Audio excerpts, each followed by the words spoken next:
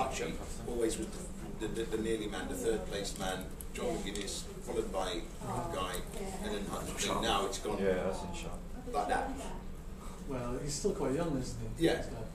And, you know, he was the first person I ever met on the Isle of Man. Yeah? Yeah, guy behind the first Did you go to New Zealand? Well, no, I'd been years before the last one. And I actually, first time I went was for a charity do. You know, Phil Taylor, you know, all these guys was there, Guy, Martin, and a load of footballers, Paddy McCrary and all these guys. And he was the first person, I saw him in the hotel, and he was just this like Wolverine in the corner drinking a cup of tea. I swear to you, and I was thinking. And then when our host came, and he said, "Oh, this guy's doing this," I was like, "Oh, right." First time I met him. Yeah, so he's an interesting character. But as I said, I think that he. I said he's like the Rossi of TT, of road racing, because even though Hutch, as magnificent as that last year was, no one's going to ever beat it. Who's going to win 5 again? It's going to have to be a genius to come along. Someone very brave. Listen, to win 5 different classes in the same TT, that's ridiculous. So, you know, but I said, if you had Hutchie sign in here and Guy Martin sign in here, you'd see the same size queue. In MotoGP? Well, I think that's what's happening. You know, you've got that Rossi had that kind of quirky character that everybody liked, and he was also able to win. Yeah. Which made it so big. And now there's more and more the riders are coming up. They know that it just can't be about riding and getting across the line. You've got to have that. You've got to not only have the media savvy, and then you've got to have the public savvy, the advertising savvy. You've got all these other things that you've got to master. Yeah, of course, but I mean, with Valentino Rossi, I mean, they've watched him grow from the paddock, you know, 1990, exactly. 1996, you know, he was very young, and then kind of like the whole sport's kind of grown up with him, you know, like it's become more accessible to people. Well, yeah, but also he set the bar high, and now more and more people have reached that bar.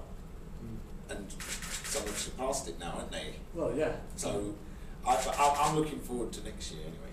I am as well. Carl Crutchlow. Really something to cheer for. Simoncelli, mate, next year. Well, actually, yeah. No, he's going to call him. About a lot of those touring bikes, they're quite high up in capacity, the CCs. You don't really see a lot of like a 400cc or 300cc or 250cc touring bike, which would make it more accessible to yeah. That is. But then again, you know. We had, you know, 2 jerry cans of each 20 litres of petrol, and your spare tyre, and your disc and your luggage on the back. You need the power. You ain't going to make it on a 250. Well, not if you've got to carry your tent and all of that. You're not making it. Because I mean, you know, when you get to Rommel's Road, you know, the road to Tobruk, it's like 400 kilometres straight road. The Germans built it in the Second World War to attack Tobruk. Rommel, that's why they call it Rommel's Road. And you're just like that for hours on end, going down a straight road as straight as a needle. And then at the very end of it, there's a bend, and you forget how to take a bend because you've been going in a straight line for 5 hours. So then you go, oh, put your foot out. Yeah, literally, you're doing the old Rossi. You know.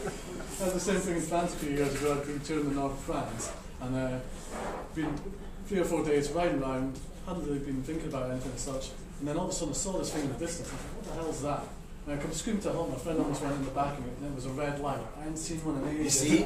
There you go. What are they for? What are they for? What red lights for? Yeah, but then, no, when you think, you know, you're in the blazing heat, and you've got the horizon doing this, and all you can see, like, you've been like hours, and every time a juggernaut's coming down the road, because it's, you know, it's a 1-lane dual carriageway. And all you're seeing is this thing, and you think, hold on, this thing's coming for me, because you get in the bends now, because you're just seeing like this wavery thing for hours on end, and every truck that's coming towards you looks like it's going to hit you straight in the face.